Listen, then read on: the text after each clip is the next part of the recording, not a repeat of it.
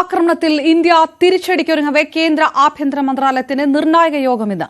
അതിർത്തി സംസ്ഥാനങ്ങളിലെ സാഹചര്യം വിലയിരുത്തും. അതിനിടെ ഇന്ത്യ ഏത് നിമിഷവും സൈനിക ആക്രമണം നടത്തിയേക്കാമെന്ന് പാക് പ്രതിരോധ മന്ത്രി ഖ്വാജ ആസിഫ് പ്രതികരിച്ചു. സിന്ധു നദീജലവുമായി ബന്ധപ്പെട്ട യോഗം മാറ്റിവെക്കാൻ ലോകബാങ്കിനോട് ആവശ്യപ്പെടാനാണ് ഇന്ത്യയുടെ തീരുമാനം. അതിർത്തിയിൽ ഇന്നും പാകിസ്ഥാൻ പ്രകോപനം തുടരുകയാണ്. രാകേഷ് വിവരങ്ങളുമായി ചേരുന്നു.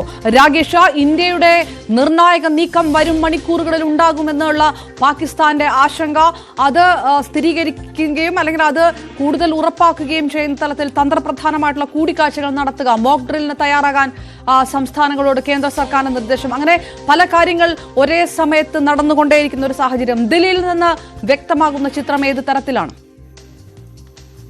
അതേ പറഞ്ഞ ഇന്ത്യയിൽ നിർണായക യോഗങ്ങൾ നടക്കുന്നു. പ്രത്യേകിച്ച് ഡൽഹിയിൽ കഴിഞ്ഞ ദിവസമൊക്കെ തന്നെ നിർണായക യോഗങ്ങൾ പ്രധാനമന്ത്രി നടത്തിയിരുന്നു. 3 സേനാ മേധാവികളുമായും മോദി കൂടിക്കാഴ്ച നടത്തി. ഇന്നലെ പ്രതിരോധ സെക്രട്ടറിയുമായി കൂടിക്കാഴ്ച നടത്തി. ദേശീയ സുരക്ഷാ ഉപദേഷ്ടാവ് പ്രധാനമന്ത്രിയെ കണ്ടു. അതിനുശേഷം ചില നിർദ്ദേശങ്ങൾ കേന്ദ്ര ആഭ്യന്തര മന്ത്രാലയം പൊതുജനങ്ങൾക്കായി നൽകി. നാളെ മോക്ക് ഡ്രിൽ നടത്തണമെന്ന നിർദ്ദേശം കൂടി നൽകിയിട്ടുണ്ട്. ഈ ഒരു പശ്ചാത്തലത്തിൽ തന്നെയാണ് പാക് പ്രതിരോധ മന്ത്രിയുടെ ഭാഗത്തുനിന്ന്, ഖ്വാജ ആസിഫിന്റെ ഭാഗത്ത് ഇത്തരമൊരു പ്രതികരണം ഉണ്ടായിട്ടുള്ളത്. കാരണം ഇന്ത്യ ഏത് നിമിഷവും നിയന്ത്രണ രേഖയിൽ ആക്രമണം നടത്തും എന്ന പ്രതികരണമാണ് ഇപ്പോൾ ഖ്വാജ ആസിഫ് നടത്തിയിരിക്കുന്നത്. അതിന് പാകിസ്ഥാൻ അതേ രീതിയിൽ മറുപടി നൽകുമെന്ന പ്രതികരണമാണ് ഖ്വാജ ആസിഫ് ഇപ്പോൾ നടത്തിയിട്ടുള്ളത്. തീർച്ചയായും ഇത് 2ാം തവണയാണ് ഇത്തരത്തിൽ പാകിസ്ഥാനിലെ ഒരു പ്രധാനപ്പെട്ട നേതാവ്, മന്ത്രി തന്നെ ഇത്തരം പ്രസ്താവന നടത്തിക്കൊണ്ട് രംഗത്ത് വരുന്നത്. നേരത്തെ വാർത്താ വിതരണ മന്ത്രി തരാർ ഇത്തരത്തിൽ പ്രതികരണം പ്രതികരിച്ചിരുന്നു. അതായത് 24 മണിക്കൂറിനും മുതൽ 36 മണിക്കൂറിനകം തന്നെ ഇന്ത്യ തിരിച്ചടിക്കും എന്നൊരു ശക്തമായ സന്ദേശം പാകിസ്ഥാൻ ലഭിച്ചു, അത്തരം വിവരം ലഭിച്ചു എന്നായിരുന്നു ഒരാഴ്ച മുമ്പ് തരാറിന്റെ പ്രതികരണം ഉണ്ടായിട്ടുള്ളത്. ഇപ്പോൾ അതിനുശേഷം ഇന്ത്യ ചില നിർണായക നീക്കങ്ങളും യോഗങ്ങളൊക്കെ നടത്തുന്ന ഘട്ടത്തിൽ തന്നെയാണ് പാക് പ്രതിരോധ മന്ത്രി തന്നെ ഇത്തരമൊരു പ്രസ്താവന നടത്തിക്കൊണ്ട് രംഗത്ത് വന്നത്. കാരണം ആദ്യഘട്ടങ്ങളിലൊക്കെ തന്നെ പ്രകോപനപരമായ രീതിയിൽ പ്രതികരിച്ചിരുന്ന നേതാവാണ് ഖ്വാജ ആസിഫ്. അതായത് സിന്ധു നദീജല കരാർ സസ്പെൻഡ് ചെയ്തപ്പോൾ അത് യുദ്ധമായി കണക്കാക്കുമെന്ന പ്രകോപനപരമായ പ്രസ്താവന നടത്തി.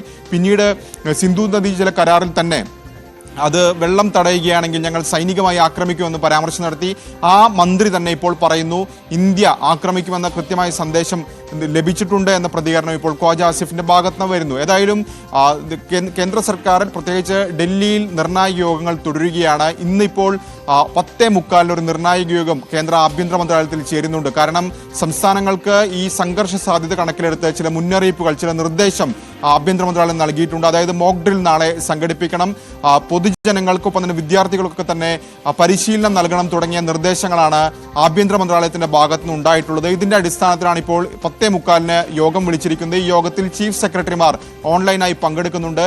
എല്ലാ സംസ്ഥാനങ്ങൾക്കും ഏതായാലും ഇത്തരമൊരു നിർദ്ദേശമില്ല. പ്രത്യേകിച്ച് 244 ജില്ലകളിലാണ് മോക്ക് ഡ്രിൽ സംഘടിപ്പിക്കാനുള്ള നിർദ്ദേശം കേന്ദ്ര ആഭ്യന്തര മന്ത്രാലയത്തിന്റെ ഭാഗത്ത് ഇപ്പോൾ ഉണ്ടായിട്ടുള്ളത്. കാരണം പാകിസ്ഥാനുമായി അതിർത്തി പങ്കിടുന്ന 3 സംസ്ഥാനങ്ങളാണ് ഗുജറാത്തും രാജസ്ഥാനും പഞ്ചാബും. ഒപ്പം തന്നെ ജമ്മു കശ്മീർ, കേന്ദ്രഭരണ പ്രദേശമായ ജമ്മു കശ്മീരും അതിർത്തി പങ്കിടുന്നുണ്ട്. ഈ സംസ്ഥാനങ്ങളിലാണ് പ്രധാനപ്പെട്ട നിർദ്ദേശം നൽകിയിട്ടുള്ളത്. ഒപ്പം ഹരിയാന അടക്കമുള്ള UP അടക്കമുള്ള സംസ്ഥാനങ്ങളും സമാനമായ രീതിയിൽ മോക്ക് ഡ്രിൽ സംഘടിപ്പിക്കണമെന്ന നിർദ്ദേശമാണ് ഇപ്പോൾ കേന്ദ്രത്തിന്റെ ഭാഗത്തുനിന്ന് ഉണ്ടായിട്ടുള്ളത്. ഏതായാലും ഇന്ന് ചേരുന്ന യോഗത്തിൽ അതിർത്തിയിലെ സാഹചര്യം വിലയിരുത്തും. കാരണം അതിർത്തിയിൽ നിന്നൊക്കെ ആളുകളെ ഒഴിപ്പിക്കേണ്ടതുണ്ട്, അവരെ സുരക്ഷിത സ്ഥാനങ്ങളിലേക്ക് മാറ്റേണ്ടതുണ്ട്.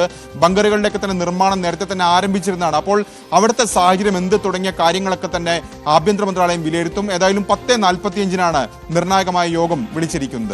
രാകേഷ്, സംസ്ഥാനങ്ങൾക്ക് മോക്ക് ഡ്രില്ലിനുള്ള നിർദ്ദേശം നൽകിയതുമായി ബന്ധപ്പെട്ട് കൂടുതൽ തരത്തിലുള്ള ഏതെങ്കിലും പ്രതികരണങ്ങളൊക്കെ ഉണ്ടോ? അതായത് അതിർത്തിയിലെ സേനാ വിന്യാസം അടക്കമുള്ള കാര്യങ്ങളിൽ വളരെ പെട്ടെന്ന് എന്തെങ്കിലും നടപടികളിലേക്ക് കടക്കുന്നതായിട്ടുള്ള അപ്ഡേറ്റുകൾ വരുന്നുണ്ടോ? ഇതിനൊപ്പം ചേർത്ത് വായിക്കാം. ഏതായാലും അതിർത്തി സാഹചര്യമൊക്കെ തന്നെ വിശദമായി വിലയിരുത്തുന്നുണ്ട്. കാരണം കഴിഞ്ഞൊരു 3 ദിവസം നോക്കുകയാണെങ്കിൽ നിർണായകമായ ചർച്ചകൾ ഡൽഹിയിൽ നടന്നിട്ടുണ്ട്. 3 സേനാ മേധാവികളുമായി കൂടിക്കാഴ്ച ഈ കഴിഞ്ഞ ദിവസങ്ങളിലാണ് നടന്നത്. അതിനുശേഷമാണ് പ്രതിരോധ സെക്രട്ടറി തന്നെ പ്രധാനമന്ത്രിയെ കണ്ടത്. അപ്പോൾ ഇന്ത്യയുടെ ഭാഗത്തൊരു നീക്കം ഉണ്ടാകുമെന്ന കാര്യത്തിൽ സംശയമില്ലാതെ എപ്പോൾ എന്ന് തുടങ്ങിയ കാര്യങ്ങൾ മാത്രമാണ് ഇനി വ്യക്തത വരാനുള്ളത്. കാരണം സാധാരണഗതിയിൽ ഇപ്പോൾ ഉറി ആയാലും അതിനുശേഷം പുൽവാമയായാലും ഇന്ത്യ തിരിച്ചടിച്ചുള്ളത് 11 മുതൽ അല്ലെങ്കിൽ 12 ദിവസത്തിന് ശേഷമാണ് ഇന്ത്യയുടെ ഭാഗത്തുനിന്ന് പ്രത്യാക്രമണം ഉണ്ടായിട്ടുള്ളത്. അപ്പോൾ പഹൽഗാമിന്റെ കാര്യം എടുക്കുകയാണെങ്കിൽ പോലും ഇപ്പോൾ 13 ദിനമായിരിക്കുന്നു പഹൽഗാമിൽ ആക്രമണം നടന്നിട്ടുള്ളത്. പക്ഷേ പെട്ടെന്നൊരു തിരിച്ചടി ഒരു സാധാരണഗതിയിൽ ഉണ്ടാകാറില്ല. അതിന് സേനകളെ ഒരുക്കേണ്ടതുണ്ട്, അതിർത്തിയിലെ സാഹചര്യം നിരീക്ഷിക്കേണ്ടതുണ്ട്, അതിർത്തിയിൽ നിന്ന് ആളുകളെ മാറ്റേണ്ടതുണ്ട്. പ്രത്യേകിച്ച് ജമ്മു മേഖലയൊക്കെ നോക്കുകയാണെങ്കിൽ അവിടെ ജനവാസ മേഖലയാണ്, രജൌരി അടക്കമുള്ള സ്ഥലത്ത് ടൗൺഷിപ്പുകൾ അടക്കമുണ്ട്. അതുകൊണ്ട് തന്നെ ആളുകളെ സുരക്ഷിത കേന്ദ്രങ്ങളിലേക്ക് മാറ്റേണ്ടതുണ്ട്. ഇന്ത്യ ആക്രമിക്കുകയാണെങ്കിൽ സ്വാഭാവികമായും പാകിസ്ഥാൻ തന്നെ പറയുന്നത് ഞങ്ങൾ തിരിച്ചടിക്കുമെന്ന്. അങ്ങനെ ഒരു തിരിച്ചടി അവരുടെ ഭാഗത്തുണ്ടാവുകയാണെങ്കിൽ അതെങ്ങനെ നേരിടാൻ തുടങ്ങിയ കാര്യങ്ങളൊക്കെ തന്നെ വിലയിരുത്തേണ്ടതുണ്ട്. കൂടാതെ ഏത് സൈന്യം, ഏത് സേന ആദ്യം ആക്രമണം നടത്തും തുടങ്ങിയ കാര്യങ്ങളിലൊക്കെ തന്നെ ചർച്ച ചെയ്യേണ്ടതുണ്ട്. കാരണം ഇപ്പോൾ ബാലാക്കോട്ടിലൊക്കെ തന്നെ വ്യോമസേനയാണ് അവിടെ കയറി ആദ്യം ആക്രമണം നടത്തുന്നത്. അപ്പോൾ ഏത് സേന ഇത്തരത്തിൽ ദൗത്യം ഏറ്റെടുക്കണം തുടങ്ങിയ കാര്യങ്ങളിലൊക്കെ തന്നെ വിശദമായി ചർച്ച വരേണ്ടതുണ്ട്. ഇതിനപ്പുറം അന്താരാഷ്ട്ര തലത്തിലുള്ള സമ്മർദ്ദം ഇക്കാര്യത്തിലുണ്ട്. പ്രത്യേകിച്ച് UN തന്നെ ആവർത്തിക്കുന്നു, യുദ്ധം ഒന്നിനും പരിഹാരമല്ല, ചർച്ചയിലൂടെ പരിഹാരം കാണണമെന്ന് ആവശ്യപ്പെടുന്നു. അമേരിക്ക സമാനമായ നിലപാട് ഇന്ത്യക്കൊപ്പം ഉണ്ട് എന്ന് പറയുമ്പോൾ പോലും യുദ്ധത്തിലേക്ക് കടക്കരുത്, ചർച്ചകളിലൂടെ കാര്യങ്ങൾ പരിഹരിക്കണമെന്ന ആവശ്യം മുന്നോട്ട് വയ്ക്കുന്നു. അപ്പോൾ വിവിധ തലങ്ങളിലുള്ള കാര്യങ്ങൾ പരിശോധിച്ച ശേഷമായിരിക്കും അത്തരമൊരു നീക്കത്തിലേക്ക് ഇന്ത്യ കടക്കുക. ഏതായാലും നിർണായക മണിക്കൂറുകളാണ്, നിർണായക ചർച്ചകളാണ് ഡൽഹിയിൽ നടന്നുകൊണ്ടിരിക്കുന്നത്. രാകേഷിലേക്ക് തിരികെ എത്താം. ഇതിനിടെ പഹൽഗാം ഭീകരാക്രമണത്തെ അപലപിച്ച് UN secretary general Antonio Guterres സാധാരണക്കാർക്ക് നേരെ നടക്കുന്ന ആക്രമണങ്ങളെ ഒരിക്കലും അംഗീകരിക്കാനാകില്ല.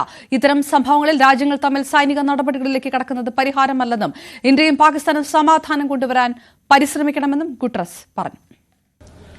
I understand the raw feelings following the awful terror attack in Pahalgam on 22 April. I once again strongly condemn that attack and extend my condolences to the families of the victims. Targeting civilians is unacceptable, and those responsible must be brought to justice through credible lawful means. It is also essential, especially at this critical hour, to avoid a military confrontation that could easily spin out of control.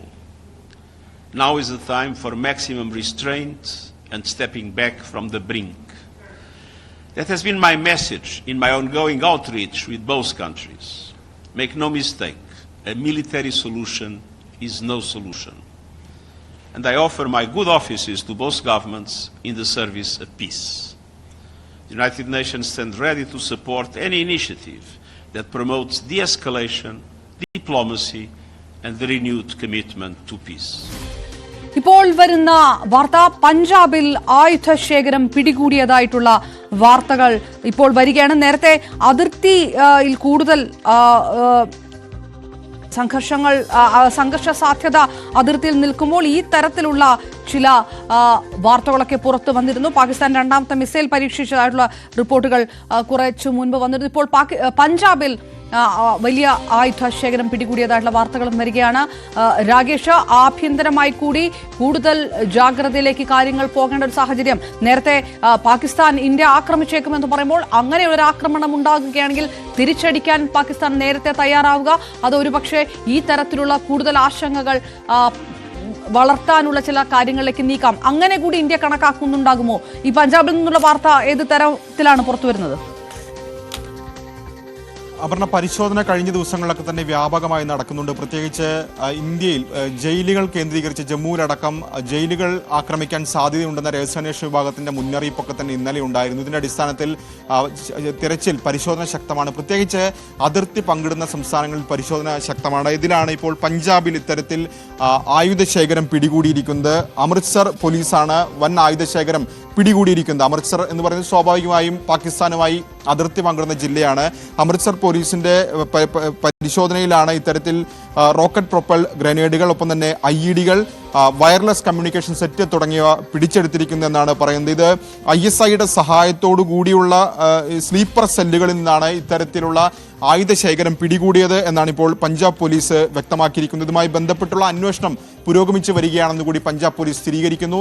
ഏതായാലും ഇത്തരത്തിലുള്ള പരിശോധനകളൊക്കെ തന്നെ നടക്കുന്നുണ്ട്. സമാനമായ രീതിയിൽ ഇന്നലെ ജമ്മു കശ്മീരിലെ തന്നെ ജമ്മു മേഖലയിലെ തന്നെ സുരാൻകോട്ടിൽ നിന്ന്, പൂഞ്ച് ജില്ലയിലെ സുരാൻകോട്ടിൽ നിന്ന് ആയുധശേഖരം സുരക്ഷാ സേന പിടികൂടിയിരുന്നു. അവിടെ ഭീകരരുടെ താവളവും തകർത്തു. അതിന് തൊട്ടു പിന്നാലെയാണ് ഇപ്പോൾ അമൃത്സർ നിന്നും സമാനമായ നടപടി ഉണ്ടായിരിക്കുന്നത്. പഞ്ചാബ് പോലീസും കേന്ദ്ര ഏജൻസികളും സംയുക്തമായി നടത്തിയ പരിശോധനയിലാണ് ഇത്തരത്തിൽ റോക്കറ്റ് പ്രൊപ്പൽ ഗ്രനേഡുകളും IEDകളും വയർലെസ് കമ്മ്യൂണിക്കേഷൻ സെറ്റുകളൊക്കെ തന്നെ ഇപ്പോൾ പിടിച്ചെടുത്തിരിക്കുന്നതെന്നാണ് പഞ്ചാബ് പോലീസ് അറിയിച്ചിരിക്കുന്നത്. ഏതായാലും സുരക്ഷ ശക്തമാണ്. പ്രത്യേകിച്ച് അതിർത്തി പങ്കിടുന്ന സംസ്ഥാനങ്ങളിൽ സുരക്ഷ ശക്തമാണ്. അതോടൊപ്പം തന്നെ പരിശോധനയും ഊർജിതമായി തുടരുകയാണ്.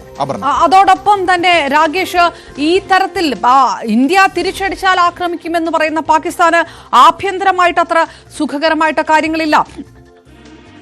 ബലൂചിസ്ഥാനിൽ സംഘർഷം വർദ്ധിക്കുന്നു. ബലൂചിസ്ഥാൻ BLA ആക്രമണങ്ങൾ ശക്തമാക്കുന്ന ഒരു സാഹചര്യം. അതായത് ഇങ്ങനൊരു യുദ്ധത്തിലേക്ക് കടക്കുകയാണെങ്കിൽ പാകിസ്ഥാൻ അകത്ത് തന്നെ ബലൂചിസ്ഥാൻ തന്നെ നഷ്ടപ്പെട്ടേക്കുമെന്ന തരത്തിലുള്ള റിപ്പോർട്ടുകളും പുറത്തേക്ക് വരുന്നുണ്ട്. അത് ഏത് തരത്തിലാണ് വാർത്തകൾ? അപർണ, ഇങ്ങനെയൊക്കെ പുറമേക്ക് പറയുമ്പോൾ പോലും പാകിസ്ഥാന്റെ ഭാഗത്തുനിന്ന് പ്രത്യേകിച്ച് UN അടക്കം ഇടപെടൽ തേടുന്നുണ്ട് എന്നാണ് ഏറ്റവും പ്രധാനപ്പെട്ട കാര്യം. കാരണം മറ്റു പല രാജ്യങ്ങളുടെയും സഹായം ഇതിനോടകം തന്നെ പാകിസ്ഥാൻ തേടിയിട്ടുണ്ട്. റഷ്യ മധ്യസ്ഥ വഹിക്കണമെന്ന ആവശ്യം ഇന്നലെയാണ് പാകിസ്ഥാൻ ഉന്നയിച്ചത്. പ്രത്യേകിച്ച് താഷ്കന്റ് കരാർ പോലെ ഒരു ഇടപെടൽ വേണം, ഒരു നീക്കം, നിർണായകമായ ഇടപെടൽ വേണമെന്നൊരു ആവശ്യം പാകിസ്ഥാൻ ഉന്നയിച്ചിരുന്നു. ഒപ്പം തന്നെ ഈ പഹൽഗാം സംഭവത്തിന് ശേഷമുണ്ടായ സാഹചര്യം ഐക്യരാഷ്ട്രസഭ സെക്യൂരിറ്റി കൗൺസിലിൽ ഉന്നയിച്ചത് പാകിസ്ഥാനാണ്. പക്ഷേ പാകിസ്ഥാൻ ഇന്നലെ നടന്ന യോഗത്തിൽ അവിടെ ഒരു പിന്തുണയും ലഭിച്ചില്ല എന്ന് മാത്രമല്ല, അതിനുശേഷം ഔദ്യോഗികമായ ഒരു പ്രതികരണം പോലും സുരക്ഷാ സമിതിയുടെ ഭാഗത്തുനിന്ന് ഉണ്ടായിട്ടില്ല എന്നതാണ് ഏറ്റവും ശ്രദ്ധേയമായ കാര്യം. കാരണം പാകിസ്ഥാൻ ഇതെല്ലാം തന്നെ ഇന്ത്യ ഇത്തരത്തിൽ വ്യാജമായ ആരോപണങ്ങൾ ഉന്നയിക്കുകയാണ് എന്ന വാദമാണ് ആദ്യം മുതൽ ഉന്നയിച്ചിരുന്നത്. പക്ഷേ പാകിസ്ഥാന്റെ ഭാഗത്തുനിന്ന് അംഗങ്ങളുടെ പിന്തുണയൊന്നും ലഭിച്ചില്ല എന്നാണ് ഇപ്പോൾ പുറത്തു വരുന്ന റിപ്പോർട്ടുകൾ. മാത്രവുമല്ല, ലഷ്കർ ഇ തയ്യബയുടെ അടക്കമുള്ള പങ്ക് ചില രാജ്യങ്ങളെങ്കിലും ചില അംഗങ്ങളെങ്കിലും ചോദ്യം ചെയ്തു എന്നാണ് ഏറ്റവും പ്രധാനപ്പെട്ട കാര്യം. അങ്ങനെ സുരക്ഷാ കൗൺസിലിൽ പിന്തുണ നേടിയെടുക്കാൻ പാകിസ്ഥാൻ നടത്തിയ നീക്കങ്ങളൊക്കെ തന്നെ പരാജയപ്പെടുന്ന സാഹചര്യമാണ് ഇപ്പോൾ ഈ ഘട്ടത്തിൽ ഉണ്ടായിരിക്കുന്നത്. പുറമേക്ക് ഞങ്ങൾ ശക്തമായി തിരിച്ചടിക്കുമെന്ന് പാകിസ്ഥാൻ ആവർത്തിക്കുമ്പോൾ പോലും പാക് നേതാക്കളുടെ പ്രസ്താവനയിൽ ഒരു കാര്യം കൂടി വായിച്ചെടുക്കാം. പാകിസ്ഥാൻ അത്തരത്തിൽ ആശങ്കയുണ്ട്. ഒപ്പം ലോകരാജ്യങ്ങളുടെ അടക്കം ഇടപെടൽ പാകിസ്ഥാൻ ഇക്കാര്യത്തിൽ തേടുകയും ചെയ്യുന്നുണ്ട്. റഷ്യ ആദ്യം മുതൽ ഇന്ത്യക്കൊപ്പം നിൽക്കുന്ന നിലപാടാണ് സ്വീകരിച്ചിരുന്നത്.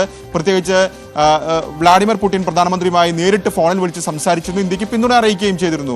അതിനുശേഷം ഇപ്പോൾ ഇന്നലെയാണ് പാക് അംബാസഡർ തന്നെയാണ് സമാനമായ വാദം ഉന്നയിച്ചത്. അതായത് താഷ്കന്റ് കരാറിന് പോലൊരു കരാർ വേണം എന്നൊരു ആവശ്യം ഉന്നയിച്ചു. അതായത് 65-ലെ യുദ്ധത്തിന് ശേഷമാണ് ഇന്ത്യയും പാകിസ്ഥാനും തമ്മിൽ സോവിയറ്റ് യൂണിയന്റെ മധ്യസ്ഥയിൽ അത്തരമൊരു കരാറിലേക്ക് നീങ്ങുന്നത്. അപ്പോൾ അത്തരം ചില നീക്കങ്ങൾ കൂടി ഈ ഘട്ടത്തിൽ പാകിസ്ഥാന്റെ ഭാഗത്ത് നടക്കുകയാണ്. പുറമേക്ക് ഞങ്ങൾ തിരിച്ചടിക്കുമെന്ന് പറയുമ്പോൾ പോലും ഈ പ്രശ്നങ്ങൾ പരിഹരിക്കണം, ഇന്ത്യയുടെ ഒരു ആക്രമണം ഉണ്ടാകാതിരിക്കാൻ, ഒഴിവാക്കാനുള്ള നീക്കം പാകിസ്ഥാൻ ഈ ഘട്ടത്തിൽ നടത്തുകയും ചെയ്യുന്നുണ്ട്.